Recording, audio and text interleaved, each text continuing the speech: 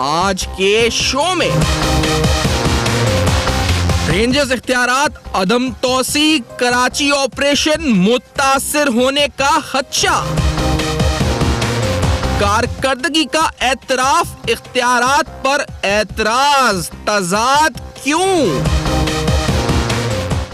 हमें रेंजर्स को सियासी फुटबॉल नहीं बनाना चाहिए। इससे कोई हमें डिनाइल नहीं है कि अनवर साहब से हमारे ताल्लुकात जरूर हैं। अनवर मजीद साहब के दफातर में जो छापे मारे गए वो मुझे प्राइम इन्फॉर्मेशन नहीं थी। इख्तियारात पर इख्तिलाफात का तसलसल, हक़ाइक़ क्या?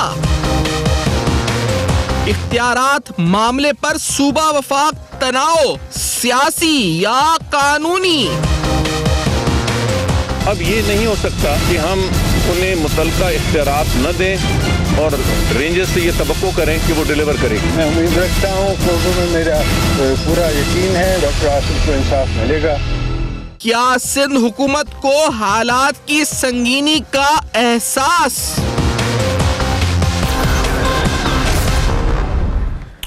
अस्सलाम वालेकुम। बसे पर्दा हक़ाइक़, सनसनीखेज़ इंकिशाफ़ात, प्रोग्राम बेनकाब में हूँ आपके साथ सैफान खान। आज के प्रोग्राम में कराची में होने वाले ऑपरेशन और बिलखुसूस इस सवाल को बेनकाब करेंगे कि आखिर वजह क्या है कि बार बार तसलसल के साथ, तवातुर के साथ जब मामला रेंजर्स की इख्तियारात में तौसी का आता है तो उसको टाल दिया जाता है। मुद्दत 90 रोज की पूरी होती है, कई रोज तक एक्सटेंशन के हवाले से कहानियां, खबरें आती रहती हैं कि नोटिफिकेशन आज जारी होगा, नोटिफिकेशन कब जारी होगा, लेकिन नोटिफिकेशन नहीं जारी होता। टाल मटोल का शिकार क्यों आखिरकार सिंध हुकूमत रहती है? इससे पहले जो नोटिफिकेशंस जारी हुए, मिसाल के तौर पे जो लास्ट नोटिफिकेशन जारी हुआ था 18 अक्टूबर 2016 को ये नोटिफिकेशन दी गई थी। इसी तरह से रेंजर्स के इख्तियारात के हवाले से कराची में अमन और अमान से इसका रिश्ता जोड़ा जाता है। कहा जाता है जी कि रेंजर्स इख्तियारात सिंध में जैसे ही मुद्दत खत्म होती है तो सवाल यहां पर शहरियों के जहनों में जरूर आता है कि क्या खौफ और हरास या उसकी फिजा दोबारा पैदा हो सकती है। रेंजर्स इख्तियारात की मुद्दत खत्म हुई और यह मुद्दत, जिस तरह मैंने कहा कि 18 अक्टूबर 2016 को इसकी तौसी दी गई थी। इसी तरह से इख्तियारात ना होने की वजह से रेंजर्स कुछ कार्रवाइयां ऐसी हैं जो नहीं कर सकती। मिसाल के तौर पर छापामार कार्रवाइयां, किसी को गिरफ्तार करना, कराची में कयाम कर सकती है दफातर या इमारतों की सिक्योरिटी के इख्तियारात, हाँ ये बदस्तूर हासिल होंगे, लेकिन छापामार कार्रवाइयां, गिरफ्तार करने की कार्रवाइयां, इसका इस वक्त जो है मसला पैदा हो चुका है। ताखीर से जराइम पेशा अफराद के खिलाफ कार्रवाई मुतासिर हो सकती है, ये एक तासुर है जो पेश किया जाता है और वफाक की जानिब से नए अहकाम तक रेंजर्स कार्रवाई मुअत्तल रहेगी। ये इस वक्त ताहाल इंतजार है जी कि सिंध हुकूमत और वफाकी हुकूमत कब इस मामले को सॉर्ट आउट करती है। समरी की तरफ आते हैं। आखिरकार जो समरी जिसके बारे में कहा जा रहा है कि आज नहीं, कल नहीं, 2 माह नहीं, बल्कि 3 माह से वो समरी भिजवा दी गई है, ताहाल वफाकी हुकूमत को नहीं भिजवाई गई है वज़ीर सिंध की तरफ से। वो समरी होम डिपार्टमेंट सिंध की तरफ से भिजवा जा चुकी है सीएम हाउस को और सीएम हाउस की तरफ से अब तक फॉरवर्ड नहीं की गई है। कहा जाता है कि वजीर आला ने फैसले को काबीना की मंजूरी से मशरूत कर दिया है और इसके साथ साथ जो वजीर इत्तलात सिंध है वो कहते हैं कि रेंजर इख्तियारात का मसला कल तक हल हो जाएगा। मामला हल तो हो जाएगा लेकिन ताखीर हर बार क्यों होती है? जल्द समरी पर दस्तखत भी हो जाएंगे, सिंध हुकूमत ये एश्योरेंस दे रही है। और साथ साथ कहा जा रहा है जी कि शहर में खुदा ना खास्ता कोई हाई प्रोफाइल टारगेट किलिंग का खदशा या दहशतगर्दी का खदशा बदस्तूर मौजूद है। इन पूरे हालात में, इन सियासी हालात, सियासी कशमकश को साथ रखते हुए, कराची के अमन अमान को सामने रखते हुए कितना जरूरी है कि रेंजर्स के इख्तियारात को फौरी तौसी दी जाए, इसमें टाल मटोल ना हो। टाल मटोल की वजह क्या है? क्या वो बड़े हाई प्रोफाइल केसेस हैं जिन केसेस के ऊपर रेंजर्स ने इस वक्त कार्रवाइयां की हैं, जिसके अंदर रीसेंट केस 23 दिसंबर 2016 जब साबिक सदर आसिफ ज़रदारी साहब ने मुल्क वापसी का फैसला किया, मुल्क वापस आ रहे थे तो उनके करीबी दोस्त के दफातर पर छापा मारा गया। क्या यह वजह है या और कोई वजह है? कोई सियासी वजह है, फाइनेंशियल कंस्ट्रेंट्स हैं, कोई मामलात वफाक और सूबे के आपस के हैं जिनको हल होना है? यह वजह है। आज के प्रोग्राम में बेनकाब करने जा रहे हैं कराची ऑपरेशन, रेंजर्स इख्तियारात और इस पर होने वाली सियासत को। हमारे साथ रहेगा अब तक।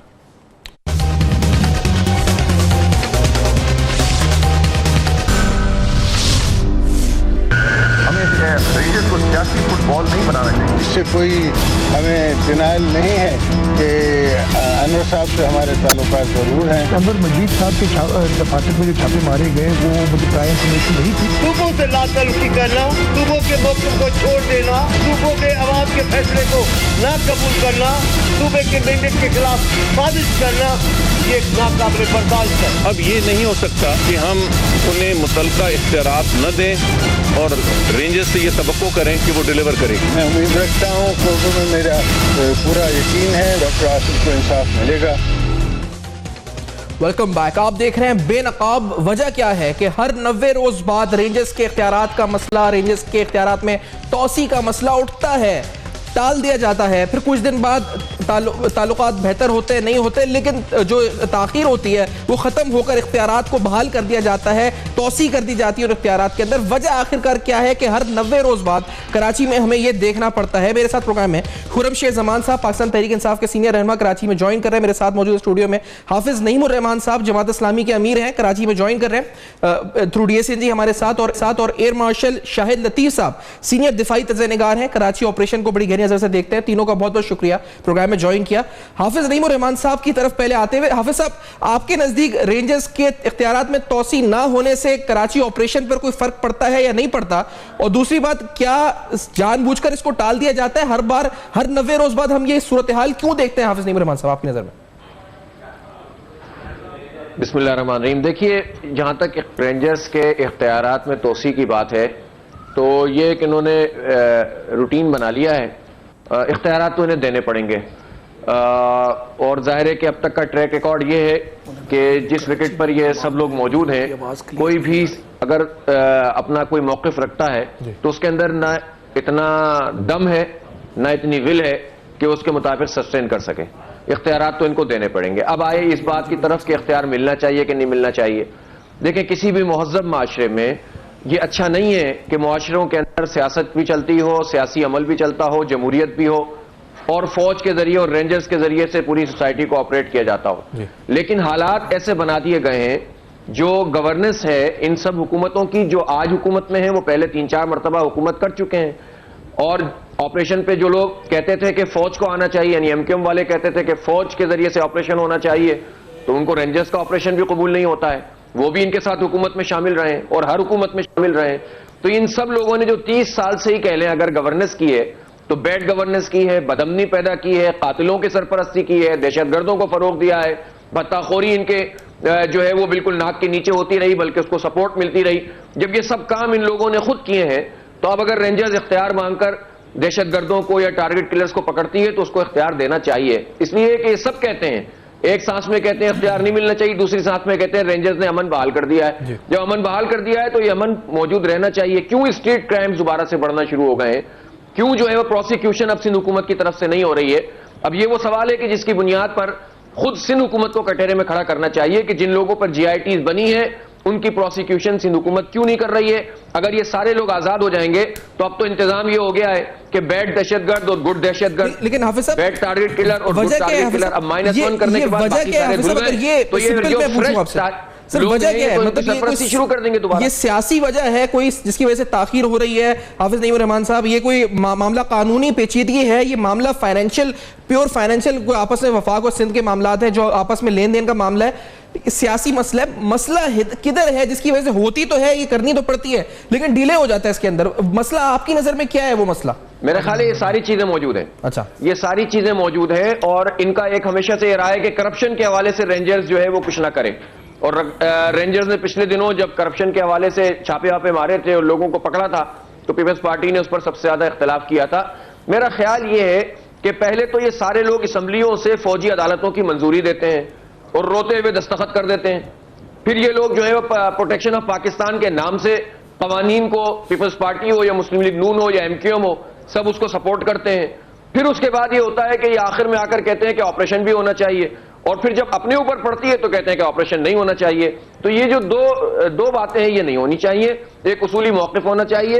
हम तो ये समझते हैं कि लॉ एंड ऑर्डर के लिए इस वक्त कम से कम जरूरत है, यहाँ के ताजिरों की भी यही आवाज है और यहाँ के आम शहरियों की भी, कि रेंजर्स को वो इख्तियारात दिए जाएं कि जिसका वो नाजायज फायदा ना उठाएं, वो खुद जो है वो एक्स्ट्रा जुडिशियल किलिंग ना करें, लेकिन अगर वो अमन कायम करने के लिए सही लोगों को पकड़ते हैं, प्रॉपर उसकी इन्वेस्टिगेशन करते हैं और उसके बाद अदालतों के हवाले करते हैं, तो ये इख्तियार उनको मिलना चाहिए। ठीक है, कानून में रहते हुए मिलना चाहिए। खुर्रम शेख जमान साहब, आपने आज एक रेजोल्यूशन भी मूव करी असेंबली के अंदर, जिस रेजोल्यूशन के अंदर आपने 1 साल के लिए मुतालबा कर दिया, 90 दिन के नहीं, आपने कहा जी क्वार्टर वाइज नहीं, एनुअल ये होना चाहिए, और उसके साथ कुछ और भी उसे मुतालबात हैं। ये रेजोल्यूशन पेश करने की वजह आपको 1 साल की आपने क्या क्यों कहा जी कि 1 साल के लिए ताकत दे दी रेंजर्स को, इख्तियारात एक साथ दे दीजिए? तो देखिए, असल में ये जो सिलसिला रेंजर्स का शुरू हुआ था, ये सितंबर 2013 में सिलसिला शुरू हुआ था, जब रेंजर्स को हमने इख्तियारात दिए थे। और अब ये एक प्रैक्टिस हो गई है सिंध गवर्नमेंट की कि जैसे इनके इख्तियारात ख़त्म होते हैं, एक शहर के अंदर, एक सूबे के अंदर एक तमाशा शुरू हो जाता है और ऐसा लगता है कि रेंजर्स को या फ़ौज पाकिस्तान को ब्लैकमेल किया जा रहा है। अच्छा, ब्लैकमेल आप किस बेसिस पे कर रहे हैं? इनकी परफॉर्मेंस तो ये है कि आज आपकी टारगेट किलिंग जो है वो 91% कम हो गई है, बत्ताखोरी आपकी शहर के अंदर 73% कम हो गई है, किडनैपिंग आपकी 94% कम हो गई है शहर के अंदर। तो ये तो आपकी रेंजर्स की परफॉर्मेंस है। अगर उसी के सामने आप कराची में स्ट्रीट क्राइम्स देखें तो स्ट्रीट क्राइम्स आपके बढ़ गए, इसका मतलब ये कि आपकी सिंध पुलिस फेल हो गई है। लेकिन आपके स्लीपर सेल्स मौजूद हैं, आपके बैंड ग्रुप जो हैं वो मौजूद हैं, आपके मिलिटेंट ग्रुप जो हैं वो मौजूद हैं। इसके अलावा आपकी सियासी तंजीमों के अंदर ये जो इनकी जो एक मिलिटेंट ग्रुप सियासी तंजीम है वो भी मौजूद है। लिहाजा हम समझते हैं, पाकिस्तान तहरीक इंसाफ सिर्फ नहीं, कराची की जितनी भी सियासी जमातें वो समझती हैं कि रेंजर्स का इस वक्त मौजूद होना बहुत ज़्यादा ज़रूरी है शहर के अंदर। अब ये मसला जो इनका बार बार खड़ा हो जाता है कि बार बार ये एक्सटेंशन का जब टाइम आता है तो इनको रुलाते हैं। 90 दिन का क्या सेंस है? देखिए, 2013 से लेके आज 2017 आ गया, आज तक आपको रेंजर्स की ज़रूरत है, तो 90 दिन का मतलब है कि फिर आप ब्लैकमेलिंग करेंगे। हम चाहते हैं सबसे पहले कि सिर्फ कराची के अंदर इख्तियारात ना हो, ये इख्तियारात पूरे सूबे भर के अंदर होने चाहिए। उसके अलावा ये 3 महीने के लिए नहीं होने चाहिए, ये कम से कम 1 साल का पीरियड हो जिसमें रेंजर्स को काम करने की इजाज़त दी जाए और माशी दहशत गर्दों को लाजिम ये इजाज़त दी जाए कि माशी दहशत गर्दों के गिरबानों तक उनको लाजिम उनको जाके पकड़ा जाए। लेकिन आपको देखिए ये 8 शराइत पता है खुर्रम जमान साहब, जो इससे पहले रखी गई थी, जिसके अंदर शराइत ये थी कि सरकारी दफ्तर पे छापे से पहले रेंजर्स को सेक्रेटरी, चीफ सेक्रेटरी की इजाज़त लेनी पड़ेगी, किसी को गिरफ्तार करने से पहले सिंध हुकूमत और पुलिस को इस पर ऑन बोर्ड लेना पड़ेगा, इसी तरह चौकी किसी घर के ऊपर बनाने से पहले, किसी बिल्डिंग के ऊपर बनाने से पहले सिंध हुकूमत से इजाज़त तलब करनी पड़ेगी। इस तरह की 8 कंडीशंस रेंजर्स के ऊपर रख दी गई हैं। तो उन कंडीशंस में रहते हुए और फिर ये भी कहा जाता है जी कि अंडरस्टैंडिंग सी हो गई थी कुछ, जिस अंडरस्टैंडिंग को ब्रेक शायद 23 दिसंबर को हुई जब अनवर मजीद साहब के ऑफिस में छापा पड़ा। असल में देखें, ये तो कंडीशंस थी सामने। असल में बात ये कि जिस तरीके से आपके वजीर आजम इस्तिस्ना हासिल करना चाह रहे हैं ना असेंबली से, इसी तरीके से नजर आता है कि सिंध असेंबली भी ये सिंध हुकूमत भी ये चाहती है कि इनके जो कुछ ऐसे लोग हैं जो अनटचेबल्स हैं इस वक्त सिंध के अंदर। देखिए, आपके सामने के डॉक्टर आसिम के ऊपर क्या JIT बनी, आपके सामने के उज़ैर बलोच के साथ क्या हुआ, किस तरीके से आप ही के चीफ मिनिस्टर जो है उनको जाके उनकी दावतें खा कर आए। तो इस वक्त हमारा शहर, हमारा पूरा सूबा चाहता है कि अफवाज पाकिस्तान की क़यादत के अंदर रेंजर्स को ये जिम्मेदारियां दी जाएं, लेकिन किसी भी हाल के अंदर माशी दहशत गर्दी को कंट्रोल करना ज़रूरी है। अगर आप माशी दहशत गर्दी को कंट्रोल नहीं करेंगे तो आपके शहर में, आपके सूबे के अंदर टेररिज्म बढ़ जाएगा, उसको कंट्रोल नहीं किया जाएगा।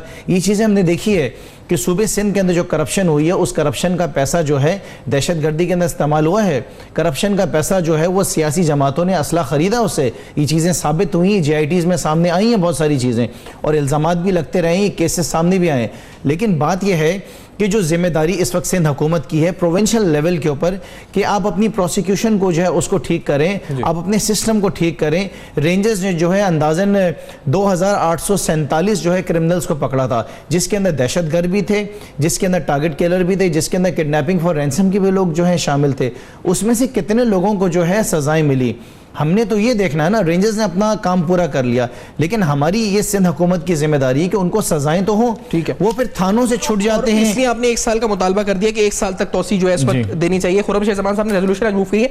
एयर मार्शल शाहिद लतीफ साहब, आपकी नजर में सर मामला है आखिरकार क्या? शाहिद, आपको तो यानी आपके जराए क्या कहते हैं इस वक्त? सियासी मामला है जिसकी वजह से रुक जाता है मसला फाइनेंशियल है, कुछ आपस में लेन देन है वफाकी हुकूमत से हुकूमत का, या कुछ टसल है, तनाव? वजह क्या आखिरकार? ये हो तो जाती है तौसी, 90 रोज गुजर जाते हैं, फिर कुछ दिन तक मीडिया शोर मचाता है, फिर उसके बाद होती है। देखें जी, इस मामले को सियासी बना दिया गया है। दरअसल ये सियासी मामला था नहीं, और वो इस तरह से कि जो सिंध की हुकूमत है, हमें सब मालूम है कि जब से खासकर पीपल्स पार्टी की तरफ रुख हुआ रेंजर्स का, तब से हमने देखा कि एक शोर मचा दिया गया उनकी तरफ से।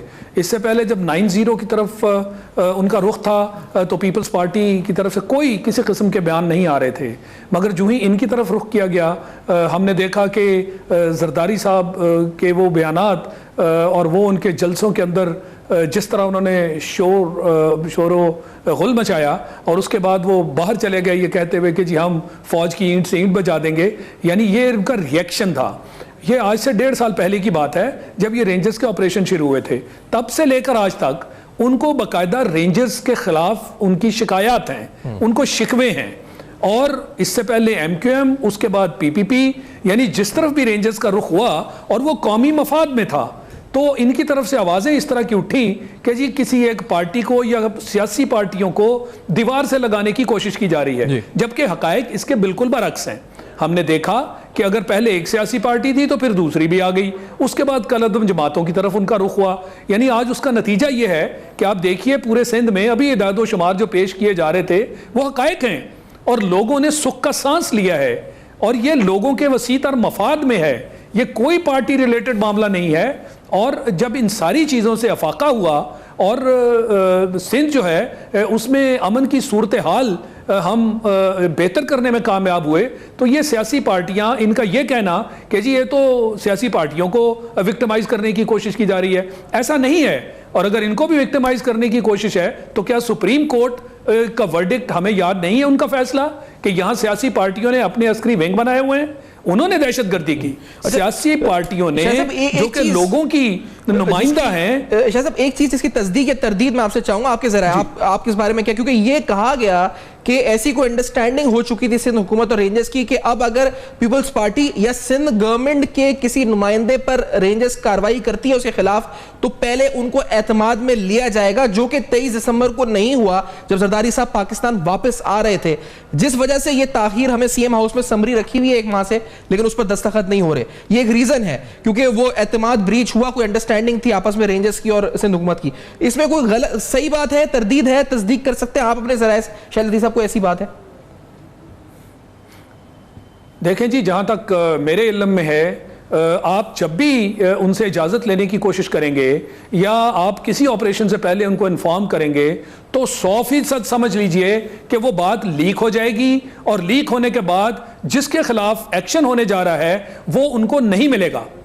इन हालात में कोई इस तरह की अंडरस्टैंडिंग नहीं दे सकता कि जनाब आपसे इजाज़त ली जाएगी और आपको इन्फॉर्म किया जाएगा जहां कहीं हमने ऑपरेशन करने होंगे। तो अभी भी जरदारी साहब जब आ रहे थे तो वो जो अनवर मजीद साहब है जो उनके करीबी दोस्त हैं, वहां पे अगर उससे पहले बता दिया जाता तो वो तो ना वहां पाए जाते, वो सारा कुछ वहां से लपेट लिया जाता। ये कल्चर है, ये हमारा कल्चर है, लिहाजा ये ऐसी कोई अंडरस्टैंडिंग मेरे इल्म में नहीं है। और जिस दिन ये आपने अंडरस्टैंडिंग कर ली और इस पर अमल किया तो मैं यकीन और वसूख से कह सकता हूं कि आप कभी भी जो मुजरिम है उस तक नहीं पहुंच पाएंगे। लिहाजा ये अंडरस्टैंडिंग और यही वो चीज है जिसके तहत वो चाहते हैं कि वो अपनी कंडीशंस मनवाएं। ये एक रिएक्शन है। तो हमारे यहां अपने मसला है, इसीलिए मैंने कहा कि ये सियासी मसला है। अपने लोगों को बचाने के लिए आप रेंजर्स के खिलाफ कार्रवाई करने की हद तक आ जाते हैं और ये नहीं देखते कि ये मुल्की मफाद की बात कर रहे हैं, आम मासूम लोगों के मफाद की बात कर रहे हैं। अगर भत्ताखोरी, टारगेट किलिंग जो है वो, और इसी तरह वो जो लैंड माफिया है और अगवा बराए तावान, इन सब जुराइम में इतनी हद तक कमी हुई है, तो बताइए जो रेंजर्स ने काम किया वो मुल्की मफाद में किया या कि वो कोई सियासी पार्टी है जो सियासी जो बात है किसी बिना पर ये काम कर रही है? ऐसा हर चीज नहीं है सर। ये जो मोराल की बात है, अब जब हर 90 दिन बाद ये कहानी किस्सा छिड़ जाता है कि तौसी मिलनी चाहिए, इन शराइत पे मिलनी चाहिए या नहीं मिलनी चाहिए, तो जो रेंजर्स का मोराल है कराची में जो ऑपरेशन कर रही है, जिसके सम्राट हमें मिल रहे, उस पर फर्क पड़ता है? शाह लतीफ साहब, क्या नेगेटिव पॉजिटिव इंपैक्ट क्या पड़ता है रेंजर्स के मोराल पर, क़यादत पर, जो यहां पर कराची ऑपरेशन को लीड कर रहे हैं? जी बिल्कुल, ये कुदरती बात है, ये कुदरती बात है कि जब वो इतना बड़ा काम कर रहे हैं और इतनी कुर्बानियां उनकी इसके अंदर शामिल हैं, जान जोखों का काम है, दहशतगर्दों को पकड़ना कोई आसान काम नहीं है, आप बहुत रिस्क लेते हैं और हमें यह भी मालूम है कि दहशत गर्दों को जब पकड़ा जाता है और उनको पुलिस के हवाले किया जाता है, बहुत सारे वहां से छोड़ दिए जाते हैं, उनकी प्रोसिक्यूशन नहीं हो पाती, उसके बाद अदालतें उनको सजाएं नहीं देती, और वही लोग वापस फिर आते हैं और वो टारगेट करते हैं कि जिन रेंजर्स ने हमें पकड़ा अब हम उनके खिलाफ भी ऑपरेशंस करेंगे। आपने देखा ना, रेंजर्स के खिलाफ ऑपरेशन हुए, इन लोगों ने किए और उनको शहीद किया। ठीक है, तो ये सारी रिस्क लेना, सारी जान जोखों का काम करना, ये अवाम के लिए है ना। तो इसलिए मैं समझता हूं कि उनको मोरल को डाउन करना बजाय इसके कि उनके काम को सराहा जाए, उन्हें शाबाश दी जाए और उन्हें बाकायदा अपना काम करने की इजाजत दी जाए, ताकि वो और मेहनत से अपना काम करें, बजाय इसके कि आप उनके रास्ते में रोड़े अटकाएं। एक ब्रेक की तरफ बढ़ेंगे। शाहिद लतीफ साहब साथ हैं, खुर्रम हाफिज नईमुर रहमान साहब। ब्रेक के बाद कराची ऑपरेशन, उसके समरात और बिलखुसूस वो फिगर्स, क्राइम स्टैटिस्टिक्स क्या कहते हैं, और साथ साथ जिस तरह हमने ये जानने की कोशिश करी कि वजह आखिरकार क्या है, अब बिल आखिर जब तौसी होगी जो होनी है तो उसके बाद फिर क्या होगा, ऑपरेशन पर फर्क पड़ेगा नहीं पड़ेगा, और रेंजर्स को आगे क्या हिकमत अमली अपनानी चाहिए कराची ऑपरेशन को लेकर। After this very short break हमारे साथ रहेगा।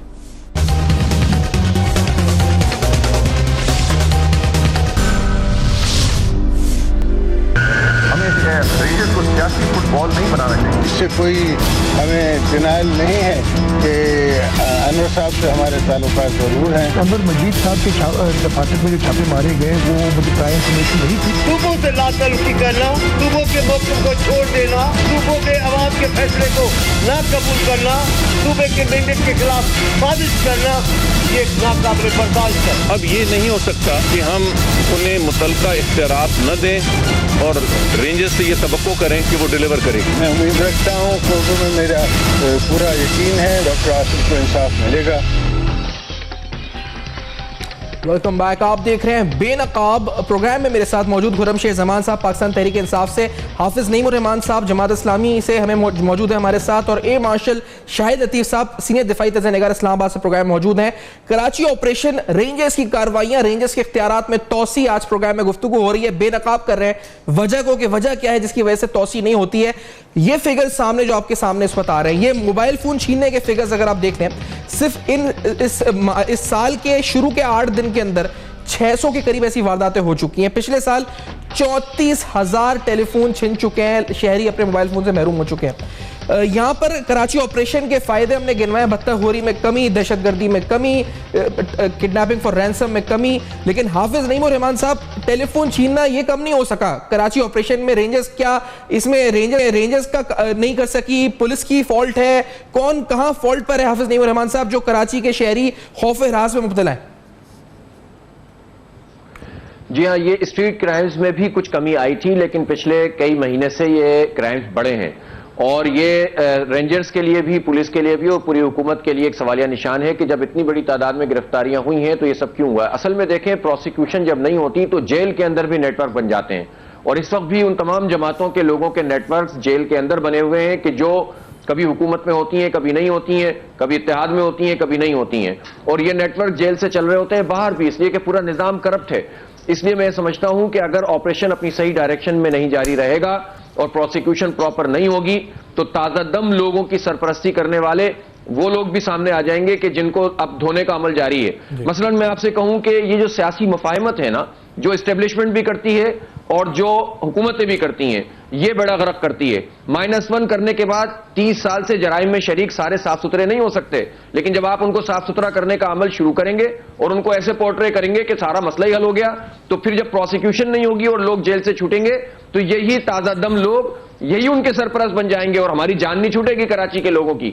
इसलिए मैं समझता हूं कि यह बहुत हसास मसला है जिस पर आर्मी को, रेंजर्स को और हुकूमत को, जो वो नेशनल एक्शन प्लान के हवाले से बैठते तो सोचना होगा। जमातों की यानी पीएसपी पर यह इल्जाम लगता है, एमक्यूएम पाकिस्तान पर आप बात कर रहे हैं, पीटीआई की बात कर रहे हैं, किस जमात के लिए आप बात कर रहे हैं कि जब लोग जो है वो जिस तरह तासुर दे रहे हैं ड्राइक्लीन होने वाला एस्टैब्लिशमेंट या वफाकी हुकूमत या सूबाई हुकूमत से उनकी डील हो जाती है, किस जमात की बात अगर स्पेसिफिकली आप कह रहे हैं जिससे नुकसान पहुंच रहा है कराची ऑपरेशन को? हाफिज साहब। नहीं, मैं तो देखिए बात ये कर रहा हूं सबके सामने है बिल्कुल। एमक्यूएम एक जमात है, 30 साल से एक अमल के अंदर शरीक है, जो उसका शुरू का मैंडेट था वो मैं मानता हूं, बाद में भी जो लोग उसको वोट देते हैं उसको भी तस्लीम करते हैं, लेकिन उनकी जो दहशतगर्दी का एक इतना बड़ा नेटवर्क था, क्या उस एक अल्ताफ हुसैन को माइनस करने के नतीजे में साफ हो गए जो उसके साथ तमाम जराइम में शरीक थे, चाहे पीएसपी के लोग हों, चाहे एमक्यूएम पाकिस्तान के लोग हों, चाहे कोई और हो। या इसी तरह अगर पीपल्स पार्टी के एक सेक्शन ने उज़ैर बलोच की क़यादत में सब कुछ किया लियारी के अंदर या और जगहों के अंदर, तो अब वो क्या धुलने धुलाने का अमल शुरू हो गया। तो अगर जब ये काम होने लगता है तो नए लोग तैयार होना शुरू हो जाते हैं। फिर देखें एक और बात भी है कि रेंजर्स को भी अब अपने ऑपरेशन के अंदर कोई ऐसी काम नहीं करना होगा कि जिसके नतीजे में इन जैसे लोगों को बात करने का मौका मिले। मसलन उन्हें ये स्क्रूटनी करते रहना चाहिए कि कोई बेगुनाह तो गिरफ्तार नहीं कर रहे।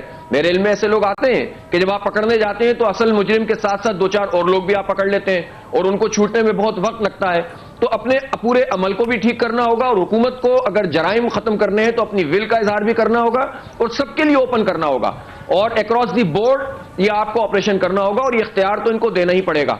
तो इसलिए मैं समझता हूं कि इन तमाम पहलुओं को अहाता करते हुए मामला आगे बढ़ाएं। और एक आखिरी बात मैं कहना चाहता हूं कि अगर आप तालीम नहीं देंगे, आप रोजगार नहीं देंगे, 90,000 असामियां सिंध हुकूमत ने शुरू की, कराची के लोगों का उसमें हिस्सा नहीं है, तो जाहिर है इसके नतीजे में क्या मिलेगा हमें?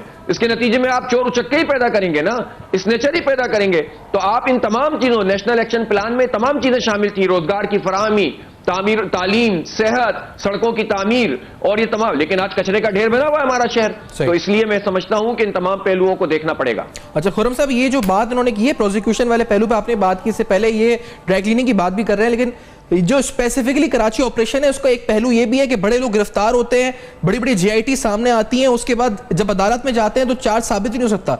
मिसाल के तौर पे अजीजाबाद से असला अभी जो पकड़ा गया वो मामला खत्म हो गया। बड़े बड़े केसेस कराची ऑपरेशन के आगे जाते नहीं, मंतकी अंजाम से पहुंचने से पहले सिर्फ मीडिया की हद तक रहते, मामला खत्म हो जाते हैं। ये पहलू उसको किस तरह देखते हैं?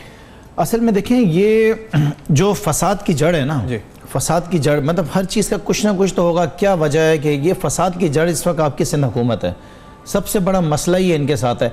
देखिए मेरा सवाल ये है, मैं ये कहता हूँ कि रेंजेस जो है वो शॉर्ट टर्म सलूशन है, ये लॉन्ग टर्म सलूशन नहीं है। मेरा सवाल है सिंध हुकूमत से कि इन्होंने क्या इकदाम उठाए। ये जो 2013 से रेंजर्स ऑपरेशन शुरू हुआ, ये आज 2017 तक क्या इन्होंने डीपोलिटिसाइज किया पुलिस को? इन्होंने नहीं किया। इन्होंने प्रोसिक्यूशन को, इन्वेस्टिगेशन को बेहतर करने की कोशिश की? इन्होंने नहीं करी। क्या इन्होंने 2002 का जो पुलिस एक्ट है जो गवर्नमेंट से बिल्कुल अलहदा कर देता है पूरे सिस्टम को, क्या उन्होंने उसको अडॉप्ट करा? इन्होंने उसको नहीं अडॉप्ट करा। इनका नज़र ये आता है कि इनका है एक मुकमुका पॉलिटिकल पार्टीज़ के साथ, ठीक है ना, और उनके जो लोग प्रोसिक्यूशन की तरफ जब जाते हैं, जब कोर्ट की तरफ मामला जाते हैं तो इनका मुकमका शुरू हो जाता है। ये आपस में एक दूसरे के साथ जो है ब्लैकमेलिंग करते हैं और इसी तरीके से केसेस को ख़त्म करवाया जाता है। जब तक इनका मुकमका ख़त्म नहीं होगा, जब तक ये फसाद की जड़ ख़त्म नहीं होगी, जब तक शहर कराची के अंदर, जब तक सिंध के अंदर करप्शन का नाम ख़त्म होने को किसी हाल में भी पूरा नहीं होगा। हाफिज़ साहब ने जिस तरह फरमाया कि 90,000 नौकरियां आ रही हैं, इन्होंने बिल्कुल ठीक फरमाया। उसमें कराची का शेयर क्या है? कराची के आपको पता है कि 60% इस वक्त कराची के पढ़े लिखे लोग जो हैं, पढ़े लिखे तालिब इल्म, वो 60% कराची छोड़ के पाकिस्तान से बाहर जाना चाहते हैं नौकरियों की तलाश के अंदर। जो MBS कर रहे हैं, जो BBS कर रहे हैं, जो ग्रेजुएशन कर रहे हैं, जो डिग्रियां ले रहे हैं, उनको नौकरियां नहीं देंगे तो वो तो इन्हीं सियासी जमातों के दंगल के अंदर जाके जो है फंस जाएंगे और फिर वहां पे जाके कोई दहशतगर्दी करेगा, कोई असला उठाएगा। ये पूरा एक निज़ाम बन चुका है। मकसद ये है कि कराची को लूटना है, सियासी जमातों ने भी लूटना है, जो इक्तदार के अंदर बैठे हुए उन्होंने भी लूट मार लगानी है। कराची को देना कुछ भी नहीं है, कराची के नाम पे सियासत करनी है और कराची को इसी तरीके से। आप देखिए बहुत सारे मसाइल हैं, आज हम खामोश हो गए हैं, हम भूल गए आज से 2 महीने पहले या 1.5 महीने पहले इस शहर कराची के अंदर कितने बड़े बड़े 2 से 3 वाक़यात हुए जिसमें लोग झुलस के मर गए, जल के मर गए हैं। ऐसे वाक़यात को हम भूल गए क्योंकि उसके बाद फिर एक कोई नया वाक़या कराची के अंदर हो जाता है, हम पुराने वाक़यात को हम भूल जाते हैं। इसी नोट पर शाहिद लतीफ़ साहब, सर ये जो इल्ज़ाम अभी और इल्ज़ाम के बल्कि जो तासुर है कंट्रोवर्शियल आप कहा जाता है, हाफिज़ नईम साहब ने डिस्कस भी किया कि कुछ लोग जो थे अल्ताफ़ हुसैन साहब के साथ अब वो दूसरी पार्टीज में चले गए और फिर प्रोसिक्यूशन क्यों कमजोर होती है, मुकमुका हो जाता है पॉलिटिकल पार्टीज का। आप इस तासुर के बारे में क्या कहेंगे शाहिद लतीफ़ साहब? देखें ये बिल्कुल बात सही है और बार बार ये उभर कर सामने आती है। उसका बड़ा सीधा सा जो टेस्ट है वो ये है कि आपकी सुप्रीम कोर्ट जो हमारी अदालतें हैं, क्या उन्होंने ये नहीं कहा कि हम दहशत गर्दों को सजा इसलिए नहीं दे पाते कि हमारे कवानीन में सुकम है? और वो क्या सुकम है? यानी हमारा जो एविडेंस कलेक्ट करने का तरीका है, इन्वेस्टिगेशन जो हम करते हैं वो ठीक नहीं कर पाते, फिर उसके बाद जो प्रोसिक्यूशन है वो ठीक नहीं कर पाते। लिहाजा जब अदालतों में केस पहुंचता है और अगर वहां शवाहिद और सबूत नहीं होते तो वो सजा कैसे दे सकते हैं? और दूसरी बात ये कि क्या अरसा दराज से हम नहीं जानते कि जो विटनेस प्रोटेक्शन का लॉ है वो हमारे पास नहीं है, लिहाजा जो शहादतें देने आए या जो गवाह बन जाएं उनको खतरा है कि उनको मार दिया जाएगा, और माजी में ये हो चुका है। और इसी तरह फिर हमारे यहाँ जजेस जो हैं उनको भी खतरात हैं, लिहाजा वो भी ऐसा काम करने से घबराते हैं। तो जब तक इन दोनों की प्रोटेक्शन नहीं करते, और ये कवानीन किसने बनाने हैं, ये हमारी पार्लियामेंट में कवानीन बनते हैं ना। शायद साहब पार्लियामेंट में अदा करता हुआ आपको प्रोग्राम वाइंड अप करूंगा। हाफिज नईमुर रहमान साहब का, शाहिद लतीफ़ साहब का बात कंप्लीट उठाऊं, लेकिन बात बड़ी अहम है। और खुर्रम शेख ज़मान साहब आपका आपने प्रोग्राम में ज्वाइन किया। कराची ऑपरेशन रेंजर्स के इख्तियारात में तोसी, दीगर पहलू बेनकाब किया, आखिरकार वजह क्या है, मामला रुका किधर है, क्यों रुका है, और कराची ऑपरेशन के वो पॉइंट्स वो ऐसे आइडेंटिफाई किए जहां पर इस वक्त बेहतरी की जरूरत है, शहरी तवक्को रखते हैं। फीडबैक जरूर लिखिएगा फेसबुक, ईमेल, ट्विटर पर। देखते रहेगा अब तक।